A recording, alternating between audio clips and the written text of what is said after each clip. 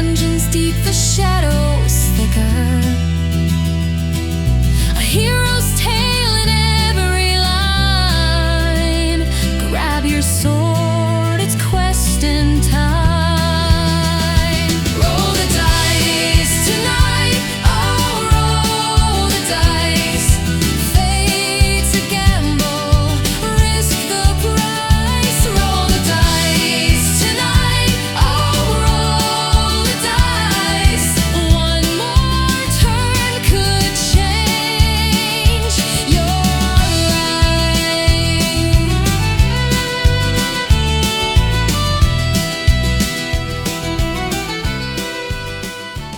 Alright, what's up, CritHeads? So, the start to this video is going to be a little bit different, simply because I'm kind of dumb sometimes, and I totally forgot to hit record.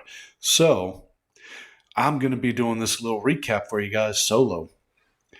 Last time, in Aoethera, the party got their marching orders from Sir Arthur Stonefist to head out to Undgar to assassinate the orc leader, Rakrulf, and then after that, head over to Vewul and take care of Baroness, now Queen, Ravina. So the party made their way to Hearthome, where they were given a hero's welcome, and they set sail from there to Undgar. En route, Torque was lost to the party, unfortunately. He heard the seductive call of the sea and could no longer resist, and so he took the plunge. The party made landfall to the east of Undgar, and fighting the wind and the frigid temperatures and just the crazy weather that threatened to freeze them all to death, they finally made their way into the Arctic forest and around to the northern side of Undgar. Once in Undgar, where we picked up at the start of this session, the party had the idea of Amber taking on the form, of an orc and infiltrating as three of them accompany her in the Shadow Plane. The three that went with her were Kreth, Vlad, and Scotty. And so, what happened from there is Amber got into the main leader's tent. And she changed forms to look like Queen Ravina and told the orc wizards to give them the yurt. So the wizards left, and Amber, as Ravina, chewed out the orc chieftain Rakrulf before throwing a knife down to his feet and telling him to handle his dishonor, essentially. And she left. And from the Shadow Plane, Kreth, Vlad, and Scotty all watched the orc chieftain do himself in. After that, they made their way back to their rendezvous point in the forest on the north side of the town to discuss how they were going to make their exfil. And that is where the actual video itself will pick up. Sorry for the mix-up, and I'll try to do better. Aoethera, a world of ancient magic, steam-driven technology, and fragile alliances, where secrets hide in every shadow and betrayal lurks in every pact. A war is brewing. Cities tremble. The world teeters on the edge of ruin. Will you rise to save it? Or fall? Steel yourselves for the Cataclysm. Cataclysm is a 2-book epic adventure set in a new world of magic and steam, built for those who seek renown. Explore Aoethera with 79 unique maps, 32 illustrated NPCs, and new monsters in the bestiaries of both books. Aoethera Cataclysm by CritHeads Gaming, exclusively on DriveThruRPG.com. Yeah, but we're trying to get out of here unnoticed. So I think sneaking around and just cutting the moorings to one of these here boats and sailing off into the moonlight. I mean, we could just have Amber turn back into What's-Her-Face and tell him to give us a boat. We cannot guarantee every trick's going to work twice, though. Well, no, actually, that's a pretty good idea. In Yeah. fact, Aye, she but could how probably- are you going to explain us lot straggling along behind you? My security detail? yeah, her new guard, because the other guys couldn't be counted on. I highly doubt they'll even question me. I mean, Okay. So you're suggesting we sneak our way back through the town, and straight up to the docks and just march up and say, give me a boat? Are we going around? And if we encounter any problems, then we get the wee lass to do her thing. well, I should probably take that disguise on before we go walking through town. Aye, I think that might be an idea. I mean, how are we going to hide the rest of us, though? I mean, I'm sure I've got something for that. We're not. She's just going to tell everybody to put their to just ignore that we're there with her and look down at the ground. We're her royal guard or whatever, and we'll walk on through. These are not the droids you seek. You know, I thought I'd like disguise self or a disguise kit or something like that, just in case I needed it. Oh well. I'm sure they seem weirder than a goat kith walking through town. I mean, who better for a bodyguard, right? Aye. It's not exactly like you look like you're going to be from around here neither, so it makes sense that we don't. Exactly. I'm sure there's plenty of people that are drawn to the elven plight, or whatever they want to call it, their struggle. I can pretend to do anything for money, especially if it involves killing.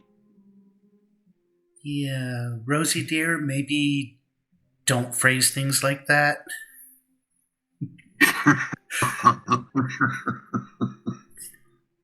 Aye, considering he's a robot, I wonder where the coin slot's at. Scotty dear, maybe don't ask questions Aye, like some that. questions you really want the answer to. So please, you're best off not knowing. Indeed. And she's Needless going to say, he doesn't give change. she's going to run her hand up in front of her face again and take on that form of the Baroness. Can I do a perception check as she does that? Sure. While he's doing that, Scotty's just going to look at her and say, you're going to have to do this one of them nights. I do quite like a redhead. Oh, really? And she'll shoot you a wink. Be like, don't you know you're talking to the queen? Yeah, I wanted to do a perception check to see if like her whole face is changing or if it's just like a magical illusion. Okay. Yeah, give me the perception roll. Scotty will just banter back. That's not what you were saying last night, lass. I guess I should have done medicine because it's kind of also a medicine thing, but perception was 11. You know what? If you want to roll medicine, I will let you roll medicine. Yeah, because that's anatomy. I kind of know anatomy a little bit. Basically getting silliness out of his system before they have to go in. Most of my anatomy involves taking it apart, but sometimes I have to put it back together Sometimes. on the rare occasion. Oh, freak. Yeah. With that 31, you watch carefully and you listen and you know from your observation as her form changes that the clothing is an illusion, but the face, the body changes, those are physical, very real changes. Okay. So whenever she changes back to the fox kith, I'm going to do the same medicine check to see if it sounds the same. Okay. Okay, cool. That's awesome. All right. Shapeshifter. Doesn't sound completely out of the realms for what she was involved in, though. Nope, not at all. Supernatural gifts and all. Yeah. With magic being a thing now, I kind of have to learn new things. This is true. Just out of character, I'm kind of curious to see what spells she's picked up since she appeared in the game. Because of the way she was constructed to begin with. I'm sure. She started out as a seamstress, so you never know. Yep. Mending. Hey, to the boat. All right, let's do this. And I turned to Rosie and I said, don't be chatting up the locals. I just cock my shotgun and go, okay. No. She starts making her way. Me, lads. She starts making her way, and as the entourage passes this yurt, the orc inside just kind of sticks his head out, and he's like, "Huh?" But he sees Queen Ravina, and he quickly ducks his head back in. Damn right. Oh God, there's so many tokens around here now. I've lost track of who's moving. And this torque... I have to move 3, so, this orc comes in, or steps out of his yurt, and he says, "My queen, how may I help you?" And she just kind of flicks a hand at him and says, "You cannot. Go about your day." I'm going to look at him and go, "I want your pants. Give me your pants." Hey lad, I told you not to talk to the locals. Your Highness, who is this? He, or she, is one of my entourage, and you will give her your pants if that's what she wants. Yes, my queen. And he begins to untie the rope that was acting as a belt, and drops these ragged leather pants to the ground, picks them up, and hands them to you, Rosie. And they are old, they are worn thin, and they stink. Do orcs wear underwear? No, they do not. Green meat swinging wide. Scotty just nudges. I'm going to tell Fido. I'm going to tell Fido. Oh, look like two peas in a pod. I'm going to tell Fido, no. Give me an animal handling check.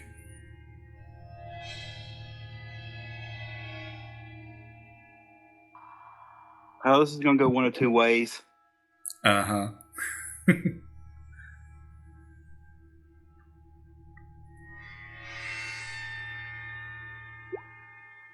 Oh.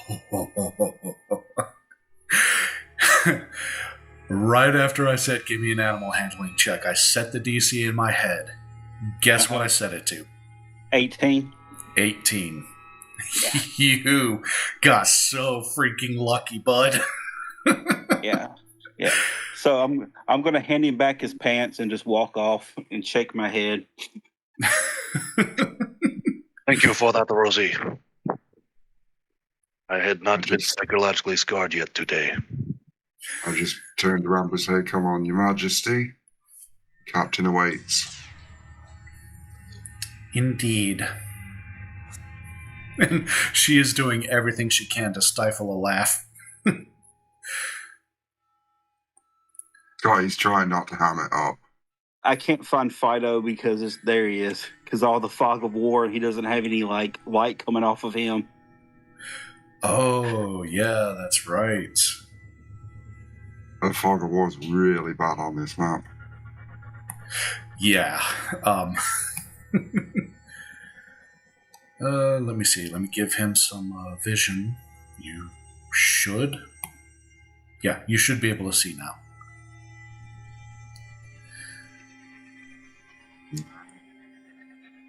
Mind you're up by the docks now, and it's all bright there, so that's... Yeah. I Also, moved him onto a dark spot and didn't lose him, so now I can see even when it's in the dark. So now he's like a solid person-ish.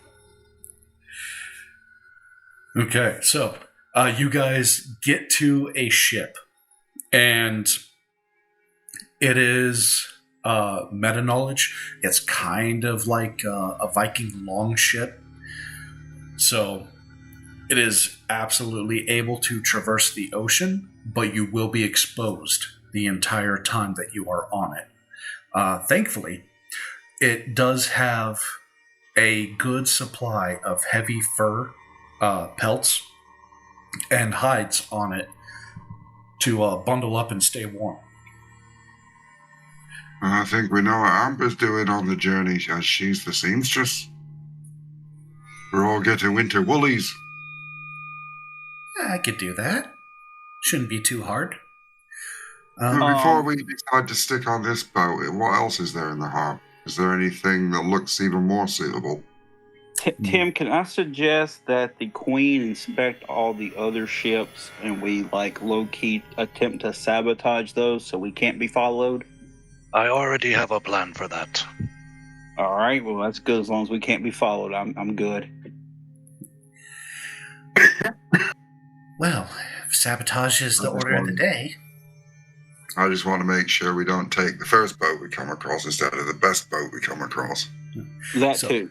As you look out across the bay, across the docks, they are all the same kind of long ship style. So none of them seem any better than any other one. They're all similar sizes, similar construction. I was looking to see if one of them maybe had a cover on it. Unfortunately, no. Not that you see. No. Wish we'd had some preparation time. Could have made a nice awning out of some of them skins, keep the worst of the elements off us while we're out at sea. So these are fake, like historically accurate Viking longships. Give or take. So the sails are made of wool. Yes. Okay, cool. Kind of look around and see if there's like a sail that was like being made that's not finished yet. Give me a perception check. And while you're looking around, Amber's going to say, well, we're going to need food and water, so we should probably stop by the old ship, because we had a couple days provisions there. And we could probably salvage the sails from that ship to make kind of like a canopy. Yeah, that's what I'm thinking. Good thinking, lass. I'm thinking if we How can long get do you think it's going to take us on the water to get back to the old ship? I got a 17 on perception. Okay. With that 17 on perception, there are none that are partially made. But there is one that's kind of folded up and put on the dock next to this ship over here. All right, I'm gonna go take it and just like load it up on our ship and not even ask for it. The second set of sails isn't a bad call. Well, one, it's a wool blanket, and if it gets wet, it still stays warm. So, basically we have a house, and if we need an extra sail, we just lose our house. We can form some sort of tent over the vessel as well with it if we need to. As you, Good thinking. Rosie, as you get over by this dock, an orc comes out of this yurt and moves to stop you. He's like, "Who the hell are you?" I'm gonna basically, as least blunt as I can put it, I'm with your queen. She says all this stuff belongs to her. I'm just getting her stuff. If you want to stop me, Tiny, I have no problem killing you like the orc chief. He steps right up in the face and he says, "What did you say?" I'm going to put the shotgun, all 4 barrels underneath his chin and cock it and go, do you understand this better?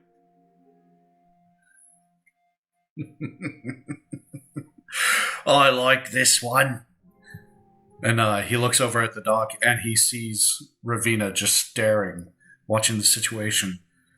And he dips his head down, like kind of bows to her a little bit, and then steps back, says, "Right. Whatever then." I'm going, hey, no, come back. I'm going to need you to carry this cell for me, put it on the boat for me, please. Oh, no, it's all please and thank you. Scotty will whisper over to Amber. Here, I wonder if this guy works on the docks. Maybe he can get us some basic provisions together. Well, that's good thinking. Ask him when he gets here. I like Rosie's form of diplomacy. Oh, you're the queen. Order him. Okay, yeah. And, he comes by carrying this the wool sail and puts it on the ship. And Amber looks at him and says, "We require provisions, 2 weeks' worth. Fetch them." "Oh, yes, my queen." And he continues his way.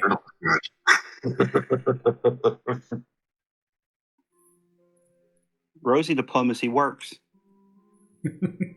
Sometimes. And without even an intimidation roll. Especially, when I have my, hollow point slugs loaded. Right. Why do I have the feeling that Amber would do exceptionally well on OnlyFans? Oh, boy. She probably would. I mean, she's got that whole vibe going on right now, hasn't she? Well, I would like to point out that the orcs recognize a stronger predator when they meet one. Indeed, they do. That's kind of their whole shtick. Even Scotty's kind of gone back to looking at her like, "You're too fucking good at this, lass. I'm a bit worried."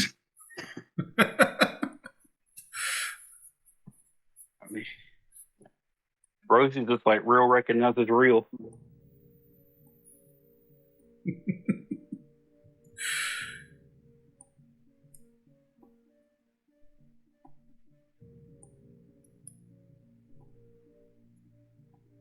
All right. For the orc.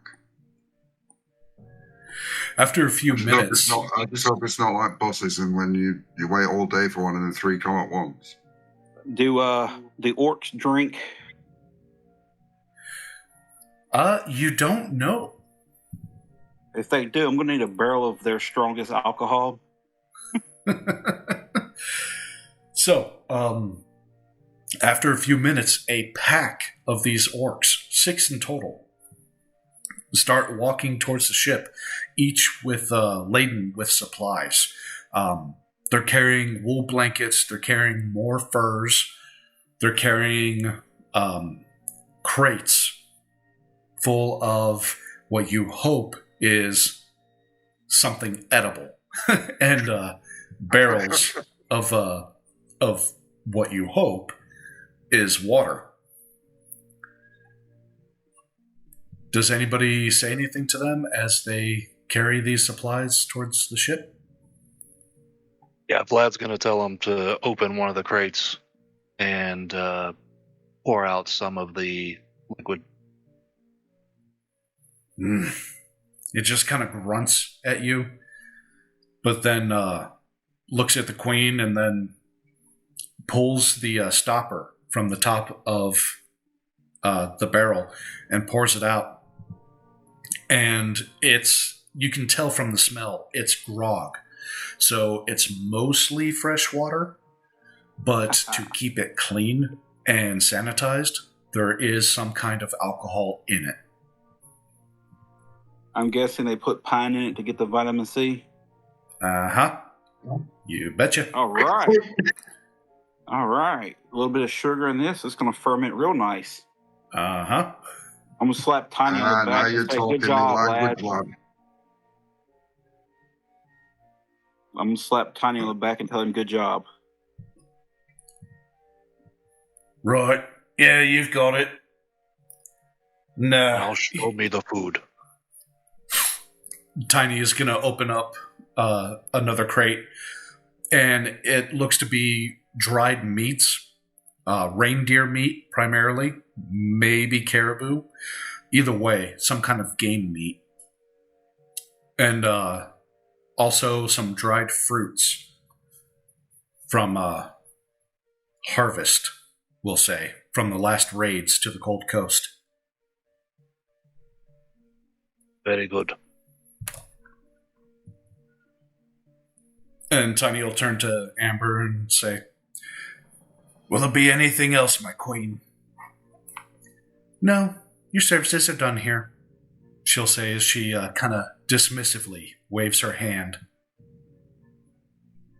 And the orcs... I'm going to tell Scotty to tip the man. I'm like, tip the man.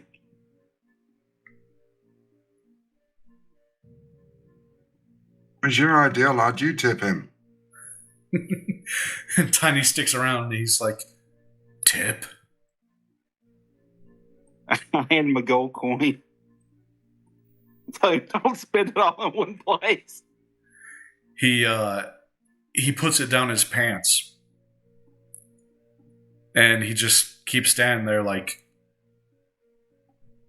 why? What is this? He doesn't seem to understand what a tip is. It's money. You take the money and you give it to somebody else and they give you something. So when someone does something like carry heavy stuff for you, you give them a gold coin as a thank you. I carried many things. More gold. And he sticks his hand out. I go, don't be greedy now. One gold coin is good enough. Besides, if you have a lot of gold coins around here, everybody's going to try to take it from you. You got to keep that hidden. They try to rob me. I kill them. You know what, Tiny? I like your style. I'm going to hand you one more gold coin. I carried many, more than 2. And he sticks his hand out again. That's all I have. You're going to have to get some from the goat. Hey, he looks straight at you, Scotty, with this big, toothy, tusked grin. I just turn back, Rose, and go, why does going out with you always end up costing me freaking money, lad? And I just go, aye, he is right, though. It is a sign of thank you. Yeah. Scotty will take out 5 gold coins and he'll just drop them one at a time in his hands. I say, that's about all we can do, though, lad. It's a pretty handsome tip for the job you done, lad. So, be on your way now. We wouldn't want to bother the queen now, would we? And he looks like he's about to say something until you mention the queen. And then his grin just kind of goes away and he just skulks back towards his yurt.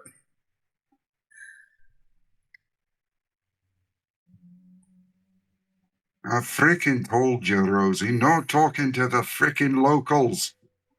Look, we got a boat. We got more stuff free, and we didn't have to carry it. Plus, that guy literally froze his nuts off. Hey, and I'm 5 gold down, which you now owe me, lad. Ask the queen for it. No, I'm fucking asking you for it because it's your freaking mouth that's cost me, not hers. So what you're saying is you want me to give you 5 gold and I keep the food that he brought to us? No, you've overrun your sentence again, lad. I want you to give me 5 gold, full stop, period, end of sentence. 5 golds to pay for your food rations, because we paid the guy to bring us the food. Everybody gets to eat. Everybody gets to pay. Can I Yeah, ask you I a will- question, laddie? Here, I will How give dare you you a explain gold.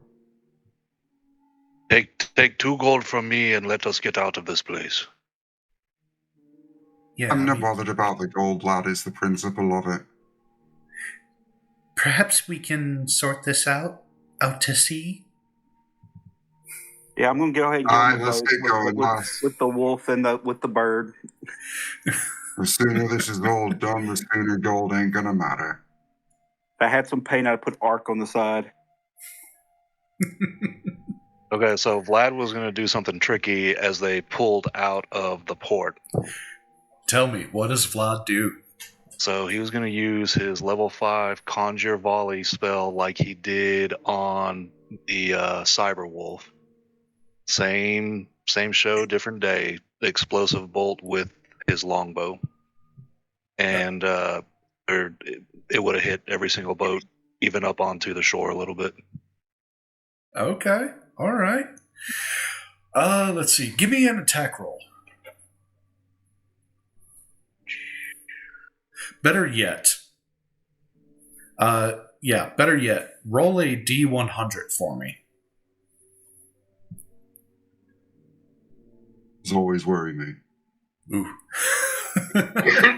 Okay, so Alaris and Kreth, they get to work. They set the sails on this long ship, and you begin to pull away through the bay. And Vlad, you knock this explosive arrow, you draw back, you loose, and again, that green energy just kind of runs down your fingers, runs along the arrow, and mid-flight, it just multiplies into hundreds of explosive arrows. And this volley of explosive arrows, about 20% of them actually hit the boats. The rest splash out into the water. But 20% of hundreds of arrows, still a pretty decent number. And so parts of the gun walls, parts of the mass. 20 arrows. Yeah, still a pretty decent number, right? To hit, what is that, 5 ships? So. That'd be 4 per For ship. every 100 arrows fired, 20 hit.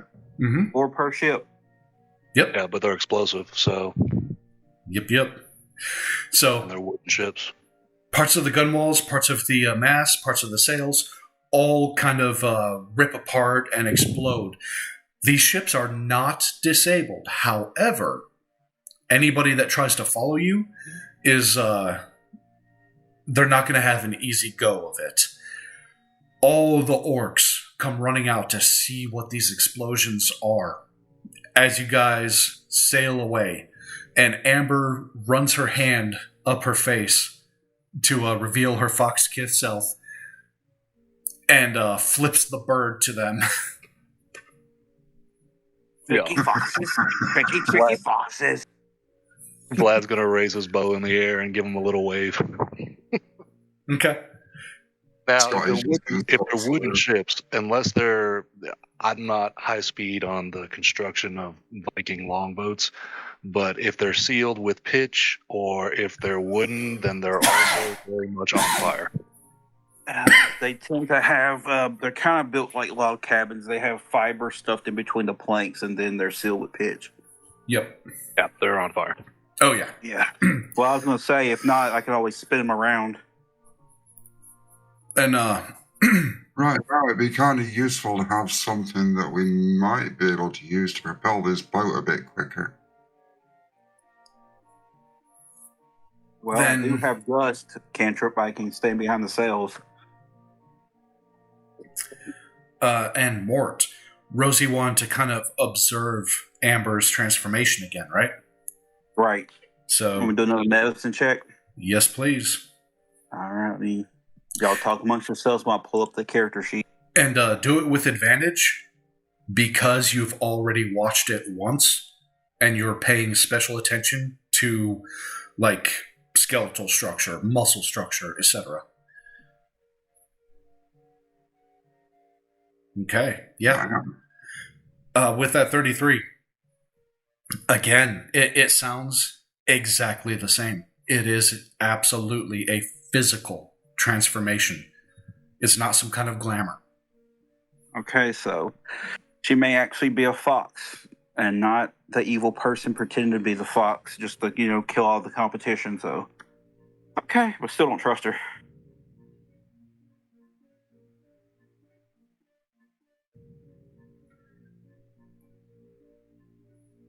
So how aware is everybody else of what's just happened?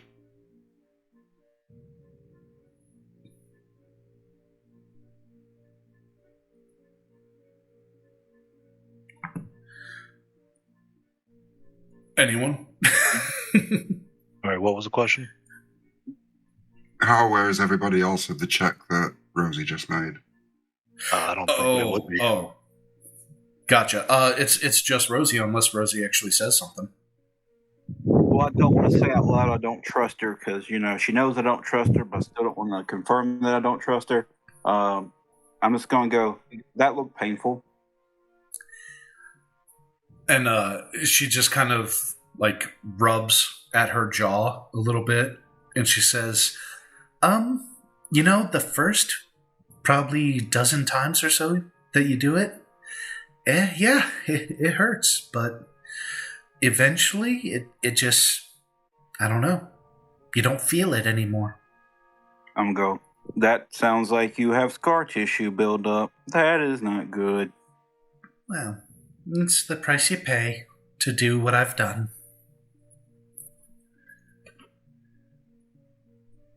That's true. It takes certain sacrifices to be a nameless. Gotta say, Lash, you're damn good at what you do. All the nameless are. That's... Aye, but you aren't exactly nameless now, are you? Well, not anymore, I suppose. Not since I'm with you guys. So is the nameless something we're supposed to know about, or is it like a rumor, kind of hush-hush, where people kind of know some things? It could be mostly true. It could be mostly made-up bullish. Exactly that. The Nameless are whispered to be the premier assassins organization. The rumor is that they recruit only from the Order of the Silent Veil, also known as Osiroshi's cult. And they recruit only the most cunning and most violent of members of the cult. Those that survive the training, which is only about 20%, typically have a blessing from Osoroshi that allows them to essentially shapeshift. So my question is, do these people have a file on me? And if so, what does it say?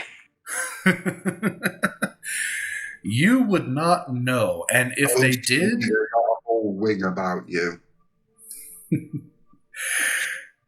Suffice it to say, if the Nameless had a file on you, you would not know until you were already dead. So that's good to know, because I need to make sure I'm okay. Mm-hmm. No. Look at it this way. If Amber Wanted is dead, we'd have been dead by now. I think I got a 50-50 chance. Dead or really dead. Should at least miss a limb.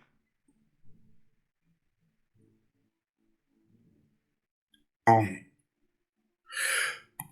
I feel like there's a lot more to that story, but it's one of those things that comes out slowly. Mm-hmm. Alright, so as you guys begin your voyage. Sorry, I'm not trying to ping y'all. I'm trying to change the size of this stinking thing. Set dimensions, there it is.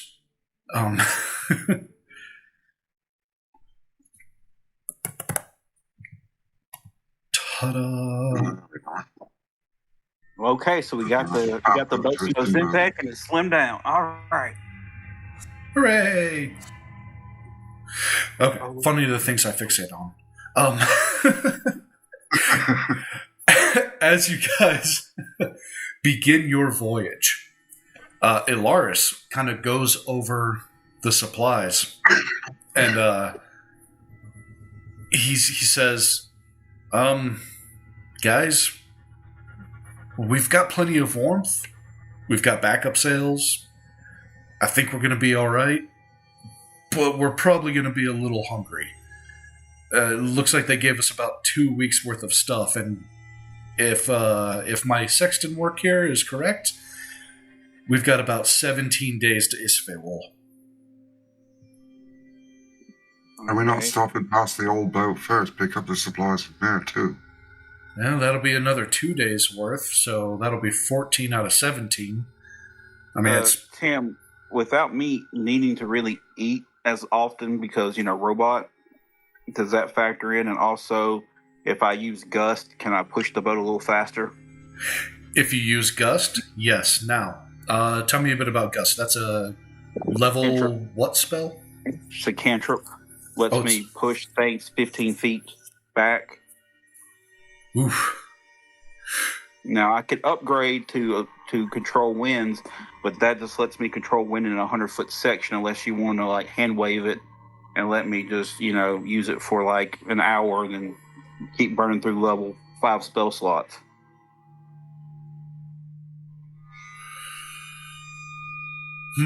So, here's what I'm thinking.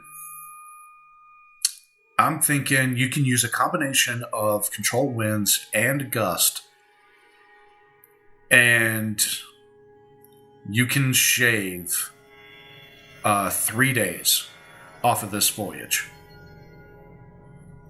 So it'll take it down to a 14-day voyage. All right. But I'm going to be tired of I everything. think we can have a couple of days with no dinner. I mean, isn't it going to hurt us? Or we eat half portions and double the rations. Just drink the grog. Oh, we're gonna get fucked up if we drink grog and don't eat. And Alaris is gonna be like, yeah, we can definitely, we're still gonna stop at the old boat. That'll give us those 2 days that we're missing. I think we'll be fine. I do still have 10 rations on my person as well. As do I. About 3 days worth. Tim, is the longship capable of towing the other ship? Unfortunately, no. No, the other ship's well grounded. Yep. Yeah, I was hoping for a decoy. Yeah. And that's the whole reason why. If the other ship had not have run aground, y'all would probably be able to tow. You could tow a smaller longboat or an equal-sized longboat, but the skiff that you got from Hearthome, it's just, yeah. Maybe if it hadn't run aground. So basically, I should have set it on fire to get everything off of it then. Yep. All right. And yeah, it takes pretty much the rest of the day, but you guys do arrive at the original skiff, and Alars has Scotty drop anchor from the longboat as you guys pull up near the aft of it. And Kreth's like, all right, well, no sense in getting our feet wet. And he does a dimension door from the longboat to the skiff, so you guys can just dimension door right through it and grab the supplies. Is there anything you guys look for in particular? Basically anything that's not nailed down. Okay. Food rations, any sort of Tools. thing to protect us against the weather. I mean, Okay. generally Anything old first school. aid, healing potions. Generally, old school sailing ships used to carry, barrels of nails and stuff to do repairs, extra wood, Okay. pretty much everything we would need. Yeah, and that's But- kind of what I was like going for. It's like, are you grabbing the food and running, or getting everything? So yeah, you guys are going for everything. You get the 2 days of rations. You get 3 days of water, and it is fresh water. It's not grog. You do find nails and trespass. You do find hammers. You do find some planks and some hand saws. So you do find like a sinew-like thread for making repairs to sails, and canvas.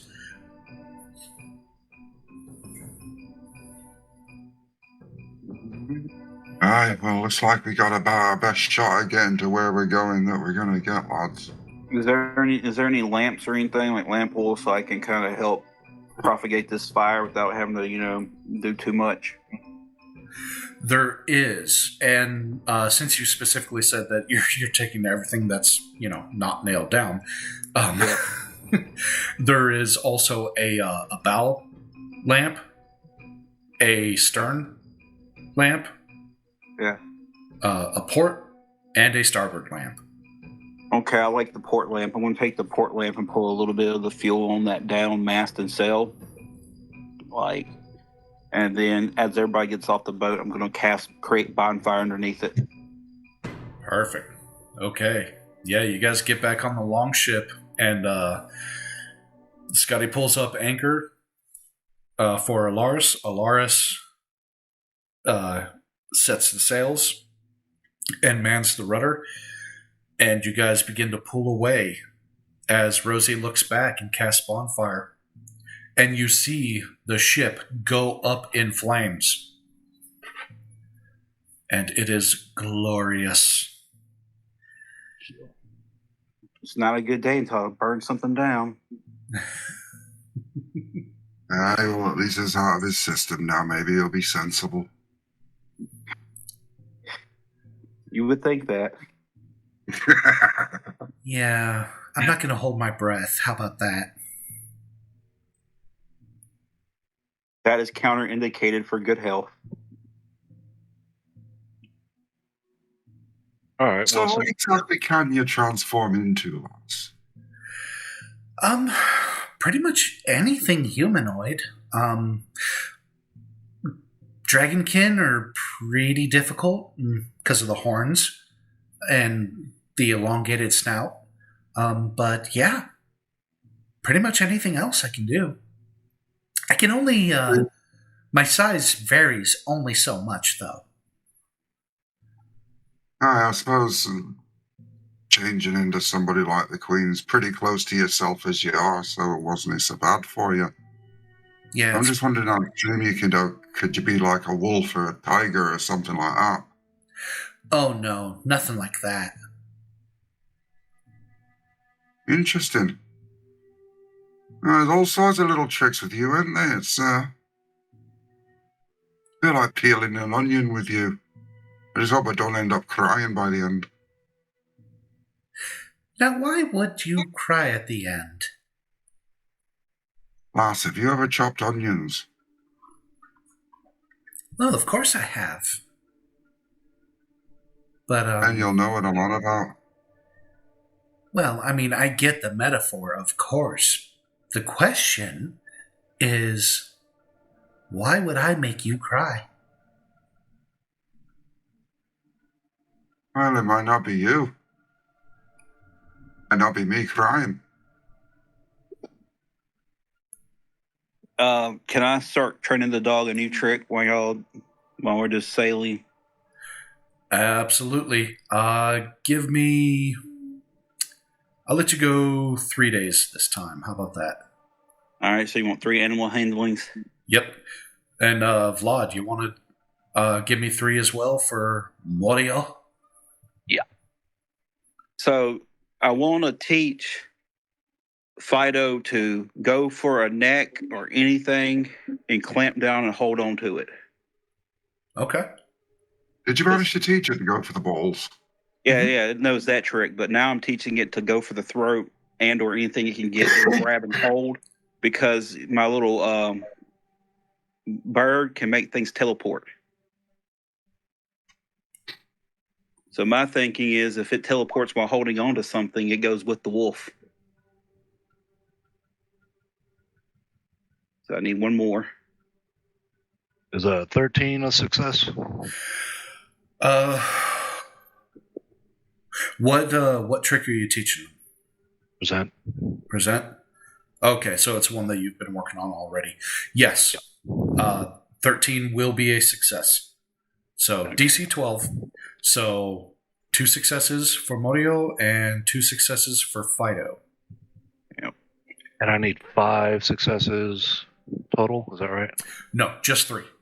Oh, okay. So you have 5 chances to get 3 successes. If you get 3 successes consecutively, you may instantly start a new trick. If you get 3 successes within those 5, your companion learns the trick. If you do not get 3 successes within those 5, you have to wait a day before you can continue to try to teach them. And the count starts all over. All right. So 1 failure. I rolled a 1. That'd probably be the only way I could fail. Yep. Looks like it. Yeah, with a DC 12. I haven't looked at your animal handling, but I'm pretty sure it's pretty darn high. It's 10. Oh, yeah. Yeah. You'll pretty much succeed at anything you teach Fido. If you want it back, you walk your ass over there and get it. my medicine, I have expertise, is plus 15. Well, you are a combat medic, so that does it make makes sense to do it that way. And yeah. So. All right. So, what does Scotty do for those 3 days?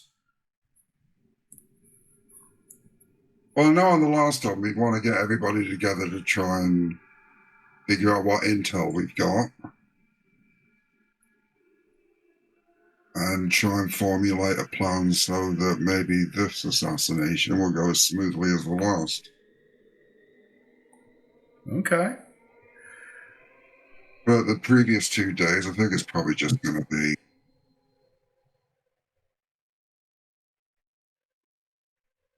I don't know, did Amber slip Scotty any bottles of anything while she was busy raiding bars? Ask the question, because if she did, then he's going to pull whatever that bottle was out and he's going to say, screw the grog, we're having some of the decent stuff last. And he pours anybody who wants one a drink. Yeah, as I recall, she grabbed him, it was a dwarven whiskey, I believe. Yeah, now we finished 1 bottle completely, but she grabbed quite a bit of stuff from behind the bar, to be fair, that night. This is true. Tell you what, roll me a D100.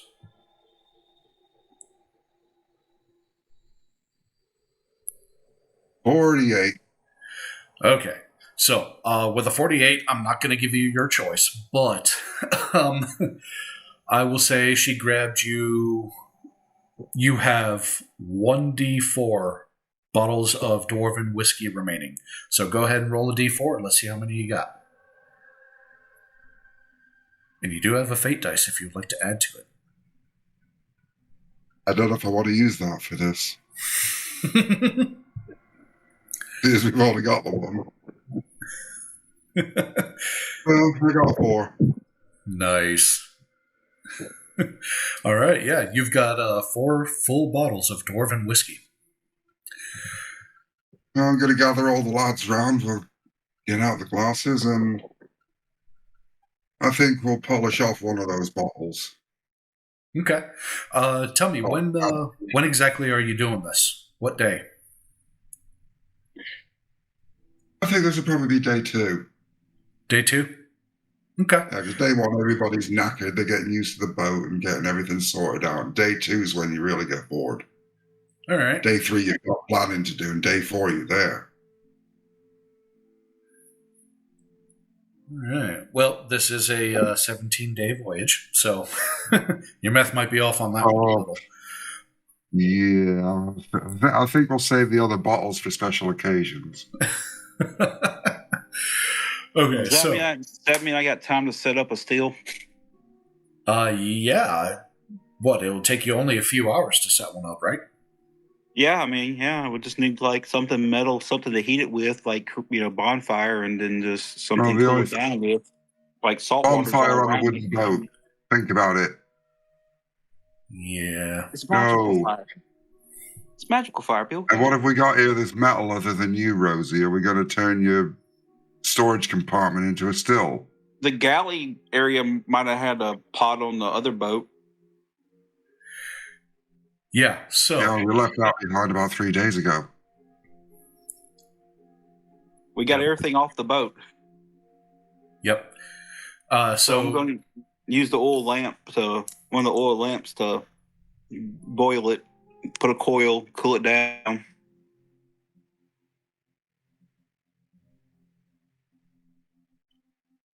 I'm just worried about carrying a fucking great big bomb on a boat. Well, I'm Rosie's not giant worried bomb about all the time. I'm a giant bomb all the time. it. Alaris will chime in. Yeah, so am I. You kind of got 2 of them on here. And Rosie will just sink to the bottom and walk back to shore. I still have to breathe, unfortunately. Yep. Oxygen is vital for the old think box. I have to eat a little bit, drink a little bit. I just don't have to do it as much as you guys, and I have to still breathe. Hence why I give most of my rations to the dog. Hey, well, we got a long time on this boat, lads. What do you suggest we do to pass the time? I mean, I'm trying to think of what Scotty could possibly do on a boat that he could gain a proficiency in that might be useful later. I know what I'm going to do, Tim. Instead of building a steel, I'm going to just do, since the water is really cold, because we're in the Arctic, I'm going to seal some bottle of grog and hang it off the boat so it freezes, so all the alcohol stays liquid and all the non-alcohol freezes, and just distill that way. Okay. I'm just going to freeze the stills. A rum slushy? What's that?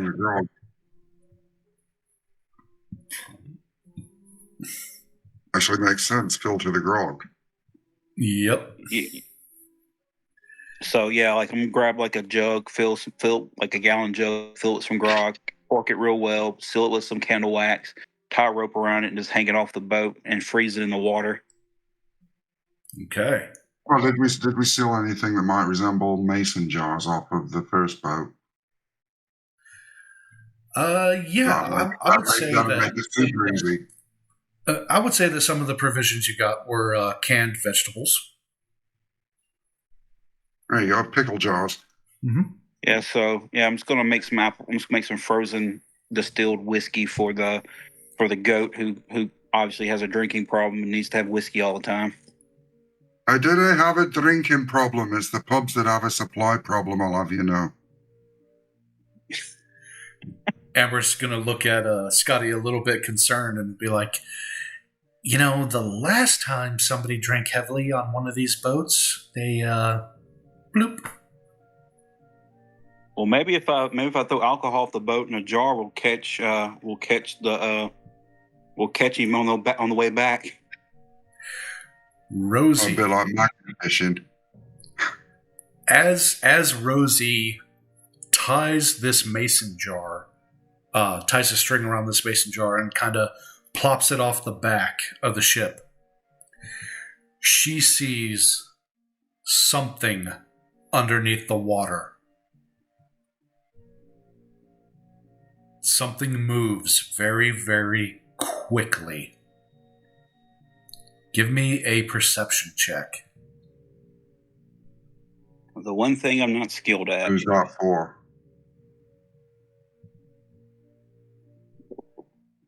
Who do you want perception checks from? Just Rosie. Letting the character sheet load up. It has to be perception, my worst skill.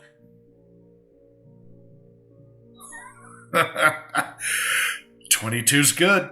22's very good.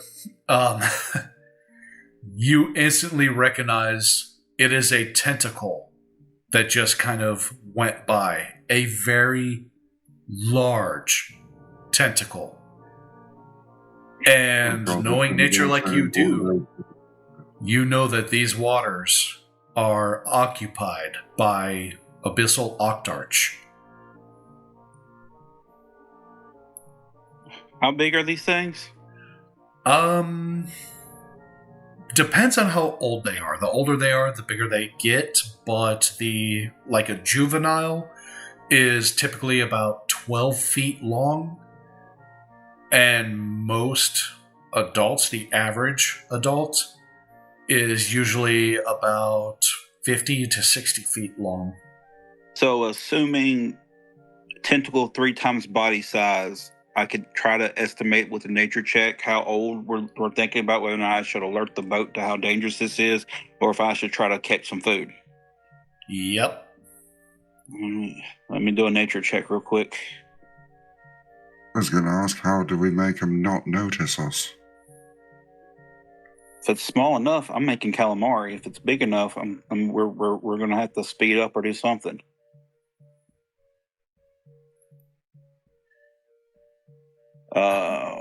Within 11?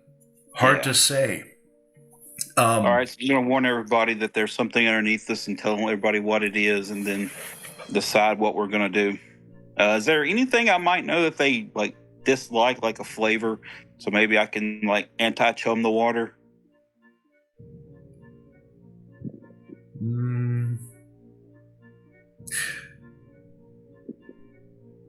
Like maybe they don't like goat piss, and we can just have Scotty pee off the side of the boat. It's a creative solution. I like it, but you know that these things are basically an apex predator, and they eat anything. They are known to attack ships. So, we got anything poisonous on board? Well, as Rosie turns around and says, "Hey, there's an abyssal octarch," boom! Something hits the ship, and the ship lurches. Everybody give me a dex save. Let's see if you stay on your feet. Hold on to something, lads. Dex. Dex save.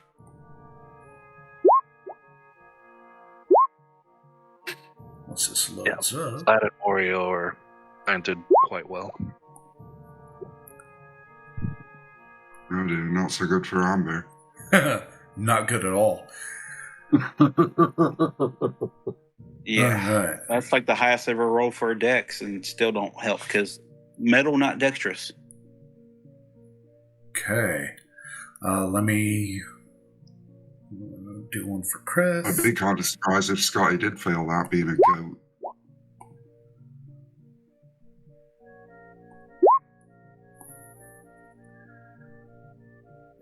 Okay.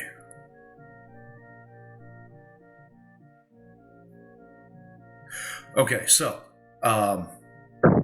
Rosie, Alaris, and Amber both go tumbling to the deck of the ship.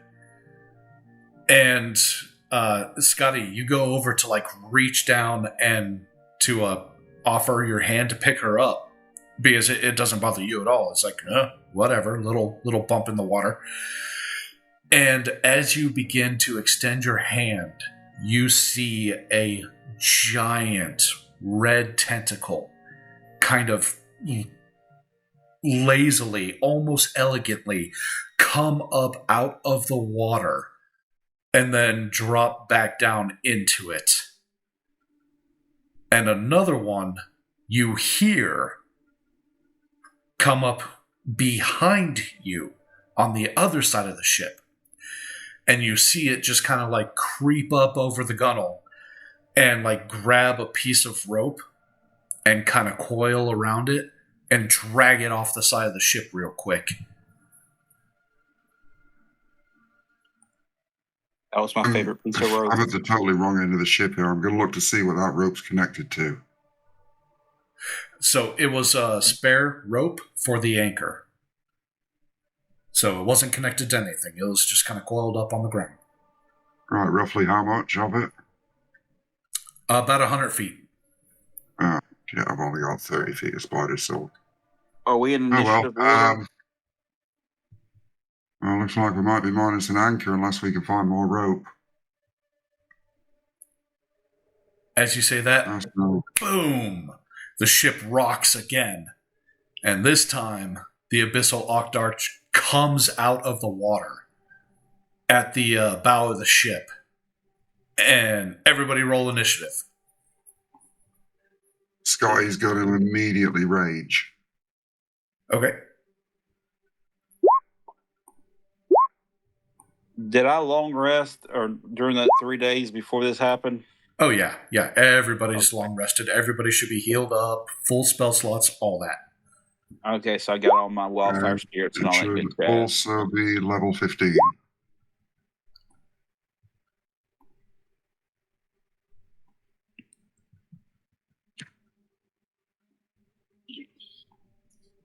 Okay.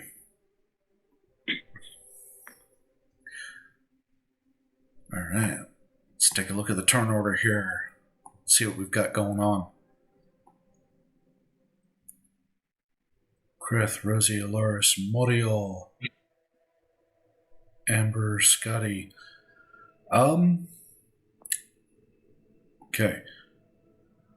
So we need an initiative from Vlad, please.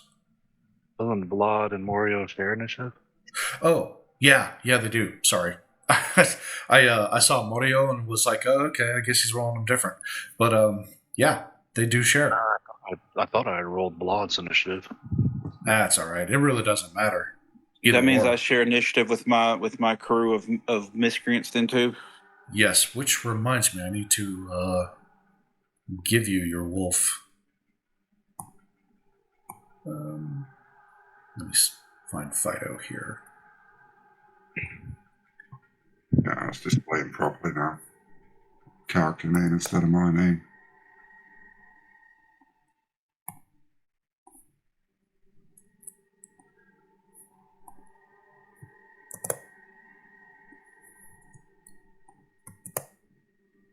Oh, come on.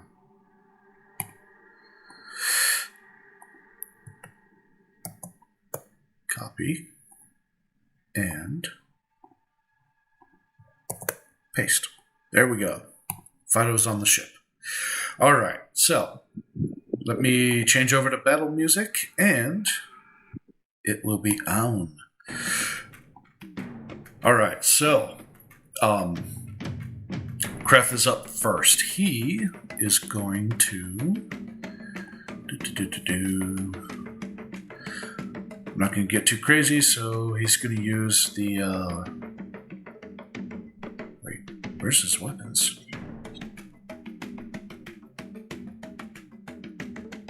Huh. Doesn't have it. Interesting. He has the little arrow thing. He does. Okay. What was it? It was a bunch of D4s.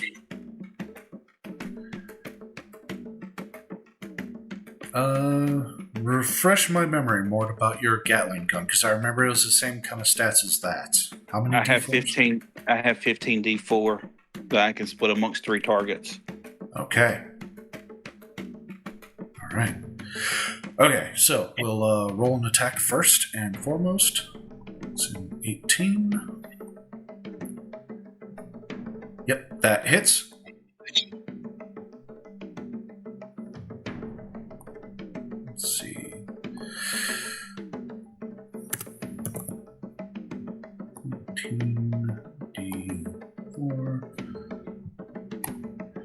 There we go. Okay, so. Alright, so Krith sees this thing come out of the water, and he's the first to act. He's like, oh shit, well that's not good. And he kind of whistles, and this arrow just like comes out of his pocket and shoots out over the bow of the ship and hits this thing 3 times in the neck. And you see a little bit of blood come out from as the arrow just kind of passes through and then returns to Kreth. And this creature, like, it's mad, it's hungry, but otherwise, it does not seem like it was really all that affected. Rosie, you are up. All right, I want to go into overdrive mode. Okay. So that's my bonus action. So I want to use Call Lightning. Okay. So, Call Lightning. A storm cloud appears in the shape of a cylinder that is 10 foot tall, 60 foot radius, centered on a point you can see within range directly above you. The spell fails if you can't see a point in the air. So I can't do it indoors. Okay. All right. So when you cast a spell, choose a point you can see under the cloud. A bolt of lightning flashes down from the cloud to the point. Each creature within 5 feet of that point must make a dexterity saving throw. A creature takes 3d10 damage on a failed save and half as much on a successful one. On each of your turns until the spell ends, you can use your action to call down lightning in this way, targeting the same point or a different one. If you are outdoors in stormy conditions, when you cast the spell gives you control over existing storms instead of creating a new one. Under such conditions, the spell increases by 1d10 damage. Now, we're in salt waters. That means it's conductive, and he's standing on salt waters. He's standing on the ship. No, it is half submerged, so it got advantage on the deck save, but it's not smart enough to see this coming. So it failed. So roll 3d10. Yeah, roll 3d10 level. Yeah, and then we're going to add half of what you roll because it's in salt water. Yeah, I was gonna say, eat this, and then so that's 34. Yeah. Now, as my second action, I'm going to toll the dead, and it needs to make a wisdom save or a con save. Now, doesn't Toll the Dead, doesn't that only affect undead? No, Toll the Dead affects any creature as long as it's been injured, especially if it's been injured. Interesting. Okay. Let me look it up and read it to you real quick. No, that's all right. Just what's the DC on that save? It's mine, which would be an 18 wisdom.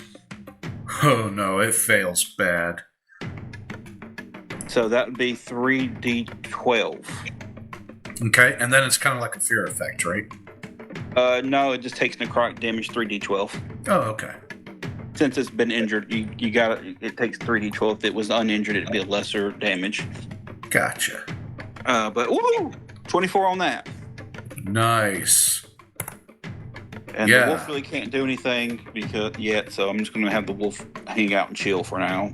If like a tentacle comes up behind me, it'll bite the tentacle, like a saved action. Okay. So it's just kind of guarding your back right now. Awesome. Yeah, watch my back. I'm really pissed off this thing knocked me down. My shotgun can't even do that.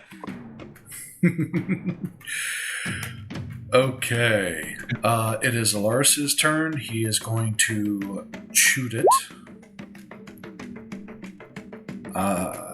Unfortunately, he misses, so he's got multi-attack. He'll shoot again.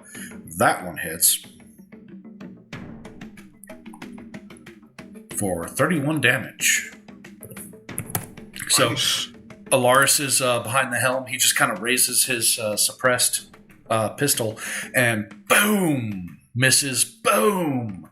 Actually gets one as this thing is kind of like squirming around. Vlad, you are up. Vlad is going to use lightning arrow. Next time you make a ranged attack, the ammo becomes a bolt of lightning. Attack roll is normal. Target takes full damage on a hit and half on a miss. Okay. So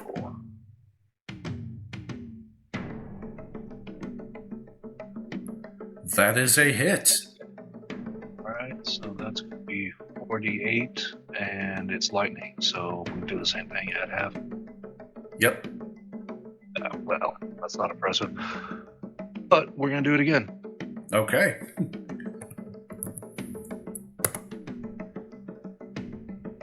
That is not a hit, unfortunately. Okay, so it'll be half damage then. Okay. So. Plus half, because it's still lightning and water. So here's kind of what I wanted you to do. Roll the full 4d8, and then we'll half whatever you roll. Okay.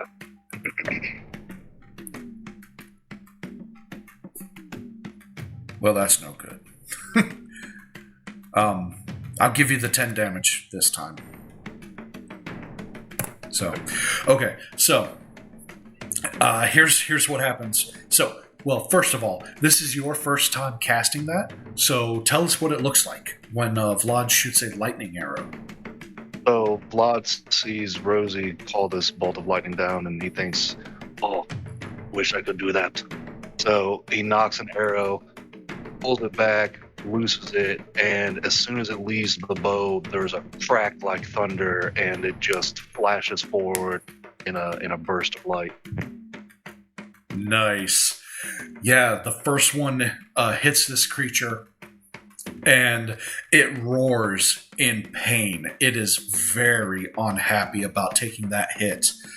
And it brings a tentacle down and kind of slaps the ship, which is what makes you miss with that second arrow. But as the arrow sails past this creature, the lightning just kind of arcs off of the arrow and strikes the creature anyway, causing that little bit of damage. Anything else? No. Yeah, good, thanks. Okay. All right, it is Amber's go. And she... I need to...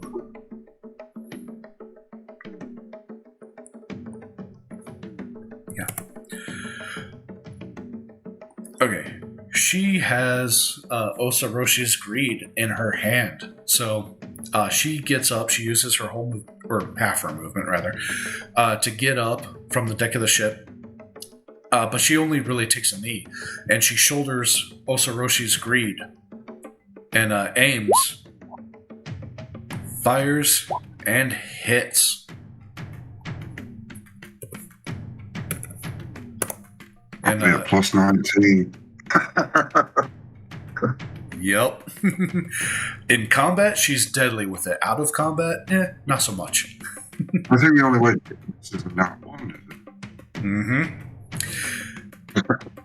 Honestly, nat 1, like, she'll take some damage, but she's still... Well, I can't say that because that'll give away the AC. So, she shoulders Osaroshi's Greed, cocks the hammer, aims down the barrel, squeezes the trigger. Boom! Round goes straight through this thing's chest. Scotty, you are up. So is this thing sort of got his head flopped like it's trying to board? Yes, it was definitely trying to board. How big is his head in comparison to me? It could swallow you whole.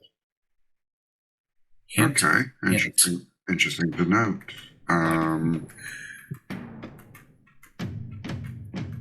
You see, I'm wondering whether I could leap up onto its head and just sort of smash my hammer into that sort of bridge between its eyes. You absolutely could. If you want to give me a acrobatics. That's what I want to do. Acrobatics. That's a plus 5. I can do that. Not so good. Not so good at all.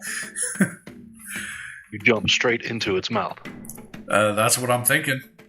Depending on I how can you live with do. that as well. I can live with that as well. Because that was plan B. We're about to have a him in the stomach stabbing it like Guardian of the Galaxy 2 situation. Pretty much, yeah. So yeah, you run at this thing, but there's just not enough running room, and you jump, aiming to try to like bring your hammer down between its eyes, and it just opens its maw, and you jump right into its mouth. Leroy Jenkins. Can I try and brace its mouth open while I'm in there? Absolutely. I would say that's going to be athletics.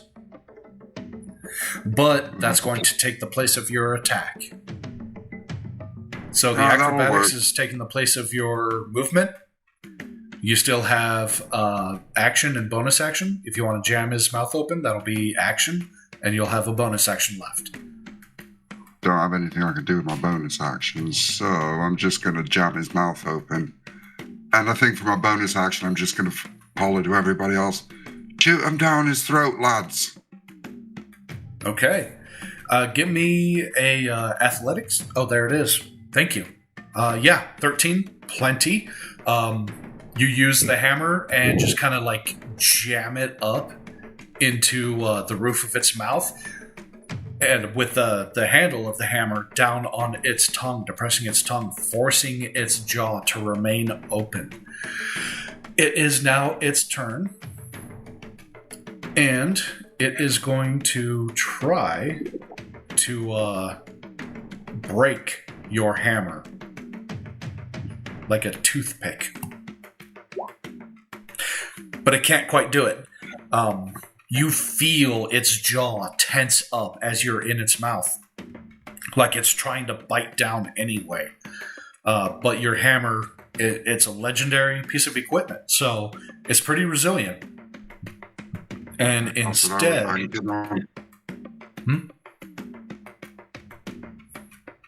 Go ahead, what were you saying? You're going, aye, that's what I were banking on. Okay. Instead, it will lay down some hate. It's going to try to tentacle attack Kreth. And the tentacle slams down, but with this hammer in its mouth, it's distracted. It's not really locked in. It's not focused. So Kreth is able to get out of the way pretty quickly, and another tentacle is going to come up and try to hit Amber. And it does. It comes up from the other side of the ship and smacks her. And does...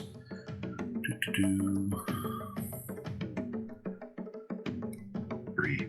Let me see, how much was it? Right. 3 damage. That depends on what I roll.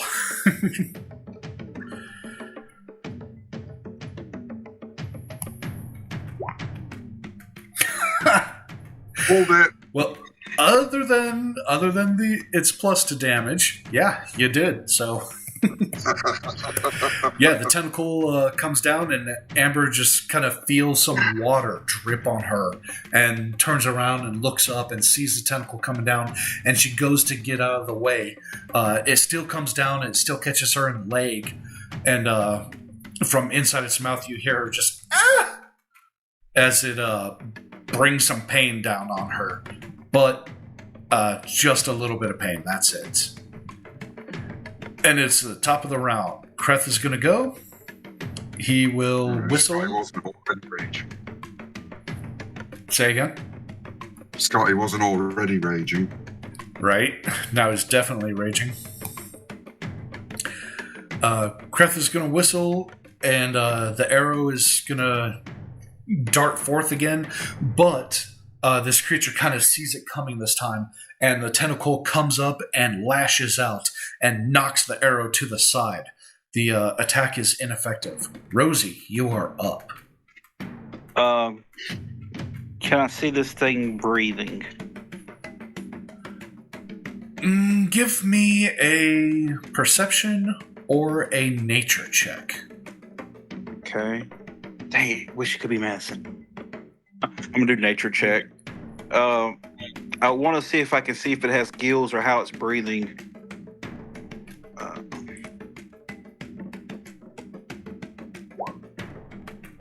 Okay. So, you don't necessarily see this thing breathing, but you know, just from your knowledge of nature and these creatures, that they are semi-amphibious. They do have gills, but they can also process like oxygen. They can breathe like a land-based creature, or they can use their gills like a fish. All right, well, I can't use my Call Lightning because Scotty's in the way. So I'm going to fire 15 rounds of acid ammo at its throat from my Gatling gun. And then I'm going to toll the dead. Okay, so since you're firing it at its throat and Scotty is in its mouth, I will give you a choice here. And Scotty's probably not going to like this. I'm trying my best to stand to one side as best I can, but yeah, I'm in the way. Yeah. So you can either make the attack roll with disadvantage, or when you make the attack roll without disadvantage, if you miss, you hit Scotty. I guess I'll do it with disadvantage because if I miss with disadvantage, I'll do the normal where I don't hit my, like, I can still damage armor.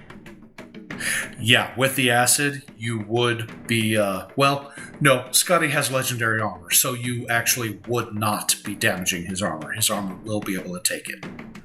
Okay, Also, well, I I'm saying, also have what about the danger creature's sense. armor? I also have danger sense, which would give me advantage on dex saves. It would, and you will get a dex save, because I'm not that cruel. Okay, well, I'm just going to roll. I mean, I that. know I'm I'm putting just gonna myself roll. right in the middle of the target, but the whole just gonna idea do- is to make the target easier. I'm just going to do a normal roll then with my Okay. normal +3 dexterity, +2 dexterity. 4. Oh +2 is my 8. god. Scotty, give me a dex save. Please be high. Oh my god. Okay. Rosie, roll some damage. That's an 18. He had advantage. Uh-huh. 'Cause I've got advantage. Yeah. So 15d4 acid rounds. Yeah, but am I going to get all of those rounds, or am I only going to get some of them? You'll find out in a second. What rate? Okay. So, here's the thing. 18 was the DC. And I was going to be like, you don't get advantage because you're in a confined space. You're in this creature's mouth. But then I was like, no, that's not. Yeah, we'll let him keep the advantage. Because of that. I've told everybody to fire at where I'm standing, so I'm expecting it all to be coming, so... Yep, which makes sense. Narratively, it makes sense. So, with the danger sense, it's halved, right? And you're raging, so it's halved again, right? Indeed. So that's 10 points of damage. I was expected to take more, but I can handle 10. Plus the 15 times whatever the acid would be. This is true. The acid adds... Oh, shoot. I should have had that open. How many points of damage does the acid add?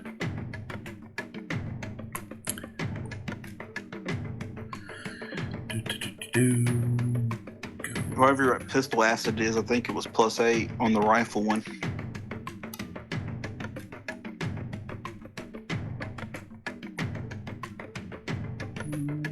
Ammunition The here. damage turns out to be Scotty's just going to holler over, "Nice shot, lad, but you owe me a drink after that."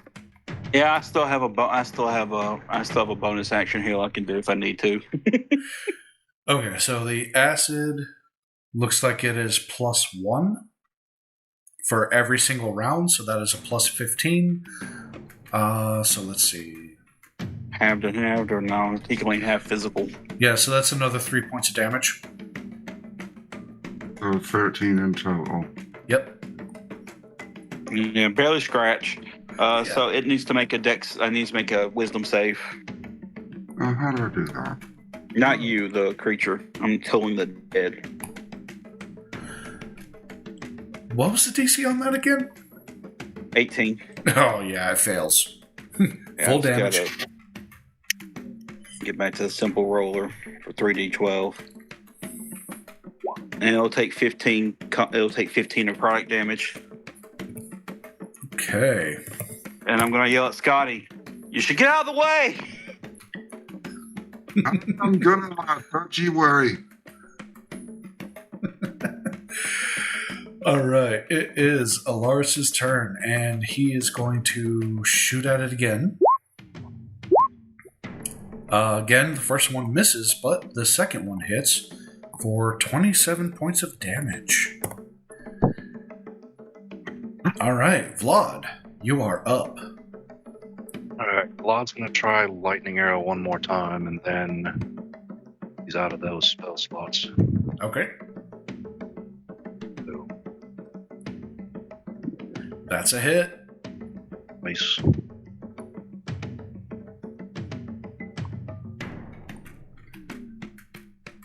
Okay. Then for his last trick, he's gonna take a shot at it with Prickly Honor and an explosive. All right. That's a hit. Do I just click it again, or no? I gotta click the damage type. If you click on, yeah. But yeah, so you know, if you click where it says Prickly Honor Gangbreaker, and it's kind of a purple bar, if you click on that, that also does damage. And don't I forget have to actually go in and put my weapons into my character sheet then. Yep. makes it a little easier. And don't forget to add half of that lightning damage. Oh, I did. And I need to make sure that I remember that it is bleeding. Because that's what Prickly Honor does. Oh, and those explosive... No, that's the explosive bolts. Never mind. Alright. And then last thing, Morio is going to cast some illusions of himself Okay. to run around and try to distract this thing on its next attack. Okay. Goat and a hammer in your mouth isn't distracting enough. Right? And it is very distracted. It is Amber's turn. Amber will shoot at it again. That's a hit. And that's a hit. Okay. So, yeah. Amber reloads Osiroshi's Greed. Just cocks a hammer, cylinder rotates, and she aims. And this time she's aiming for its eye, and she squeezes the trigger, and boom! A gout of blood comes out of this creature's face as she shoots out one of its eyes. And this thing is in really bad shape. She's going to yell to Scotty, "You might want to get out of that thing!" Yeah, I got a plan to rescue him on my turn next time if he's willing to be transported out. Okay. And it is Scotty's turn. Scotty's only been in there through the entire round because I didn't have the movement to get back out, which I now have. Mm-hmm. So, what I want to do is I want to unwedge the hammer from its mouth at the same time as I jump out, but as I do, I want to smack it in the nose with the hammer. Okay. Do it. So, what would I actually need? Just a regular old attack, or would I need anything special on top? So here's kind of what I'm thinking. because you are kind of doing something a little special here. I do want a regular attack with advantage because you are right up in its grill, literally. But I also want an acrobatics check with disadvantage because you are also attacking as you're leaping.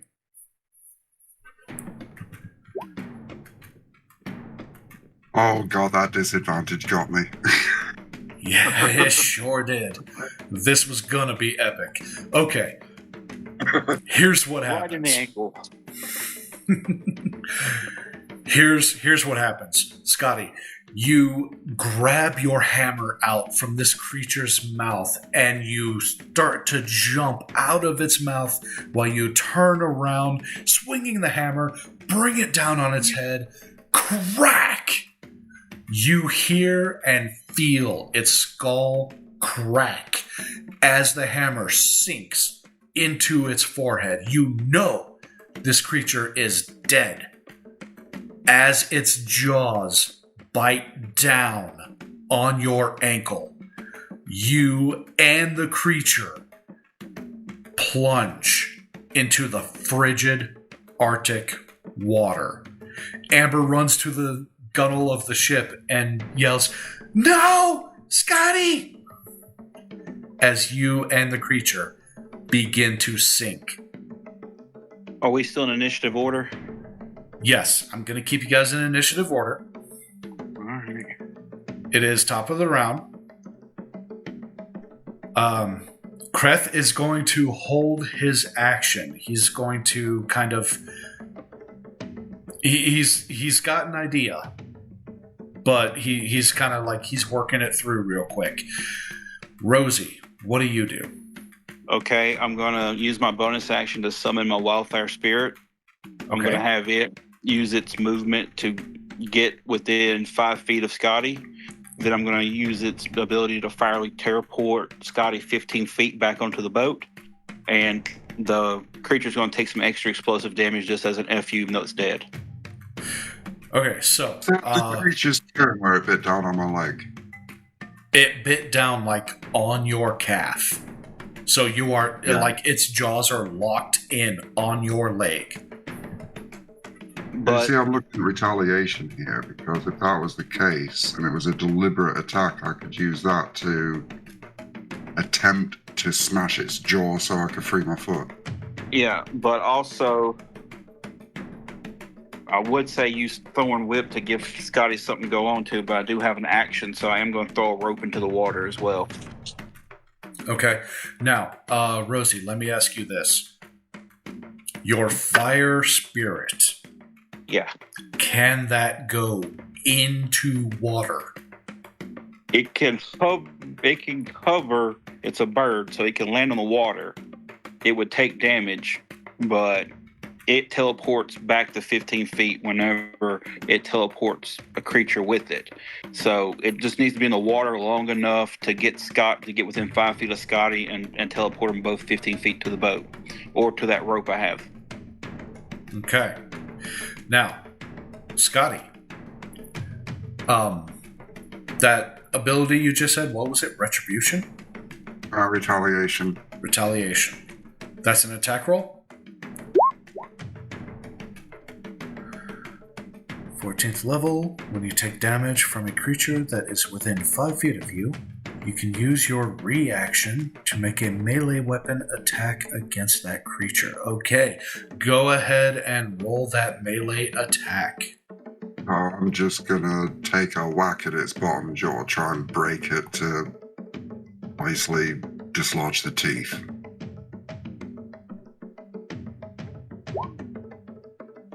Okay. All right. Okay, so here's what happens. This thing is like, it is sinking fast. It's got a lot of mass to it. All right. Scotty, you bring the hammer down. You are underwater. It's not really going to be that effective of a hit, but you are like, you're raging, you're in pain. Your own blood is starting to fill the water.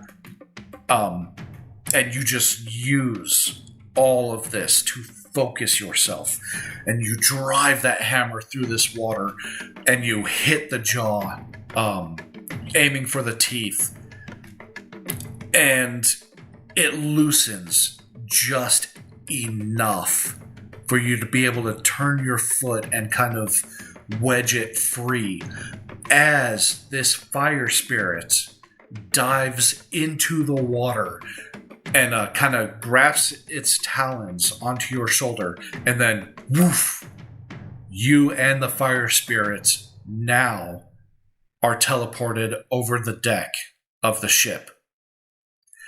And that takes you guys out of initiative. Amber rushes over to you, and she immediately starts trying to tend to your leg. Your calf, is bleeding really, really bad. Now that you're out of that numbing water, the blood is beginning to pour out of it. Hey, Rosie, have you got any of that moonshine you've been making? I could do with some, lad. I don't have that, but I think I'm going to cast Revivify. Let me just make sure that's the spell I want to use real quick, Tim. Okay. Yeah, and Vlad can do Cure Wounds also. Yeah. Do it. Scotty Anybody was that gonna wants pull to most of do it. something, do it. Scotty was going to pour most of it down his throat, but he was going to pour some of it on the wound to sterilize it, just in case nobody can magic it better. Yeah, let me look up the spell. He's going to gain 1d8 plus my wisdom mod. So my wisdom mod is 2. All right, Revivify. You touch a creature that has died in the last minute and returns it to life. So no, that ain't what I want to use then. Me dead yet, lad. All right. Okay, so I'm going to be an a-hole here, Tim. Okay. I'm going to pour some whiskey into his wound. I'm going to use the cantrip Burning Hands, cauterize the bleeding, and then I'm going to cast Cure Wounds on him. Okay. All right. Yeah. So Keep pouring all of that whiskey on me wound. Save some for me mouth. I'm going to look at Amber and go, you might want to give him something to bite down on. I'm look at Amber and tell him you might want to give him something to bite down on, and then I'm going to, basically make him pass out from pain. okay. So here's what's awesome. He's going to pass out made of sterner stuff than that, lad. Here's what's awesome. Vlad rushes over and he does his ranger healing. And Vlad, you and Scotty, you both know that that healing, even though it was only 3 hit points, that was enough to stop the bleed. But Rosie hasn't caught on to that fact yet. So Rosie comes over and says, Amber, give him something to bite down on, and starts pouring whiskey over the wound, which is still open. It's not bleeding, but it is still open.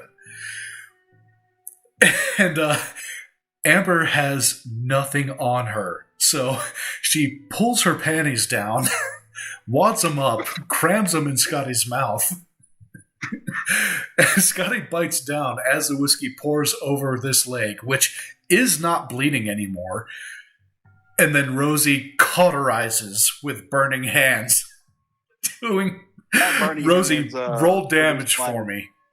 Produce flame. Produce flame cantrip. Produce flame? Okay. Okay. Yeah. It's like 1D. It's not bad. It's not much. Let me look it up.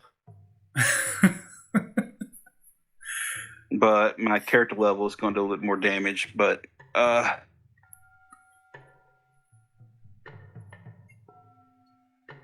yeah. So at level 15, I'm looking at 3d8 damage. So let me roll 3d8. And then I'm casting Cure Wounds on it. 12. Okay. So, because of the perpetual rage, it's 6 points of damage. So, yeah, you do produce flame, you cauterize the wound, and then you heal them up the rest of the way. Yeah. And that is where we're going to take our break. So, do I actually have more or less HP than when all this began now? I'm absolutely confused. Yeah, right? You should be back to full health because my cure wounds is a little bit more potent. Yeah, but you damaged me while you did it. So. Yeah, but I damaged you 3d8, but I healed you for like 1d8 plus like proficiency and all that good stuff. So you ended up with more than what I took. But Even though I wasn't all that damaged to begin with. If you don't go swimming in the Arctic water, but I also had to get rid of the hypothermia you had to. So, Yep. Lesson learned. And it definitely would have been. It's like an ice plunge, lad. It was actually quite refreshing. You might want to try. I forgot you're like an anchor. Straight to the bottom with you. All right. Meanwhile, there's what appears to be 4 displacer beasts wrestling and tumbling about in the middle of the deck. Because why not? I mean, Warrior called them up, so we might as well have some fun. Have you ever seen a displacer beast with the zoomies? It's either fucking terrifying or fucking hilarious. Or both. I have the feeling it's going to be both. We'll see you guys in 10. We're sorry.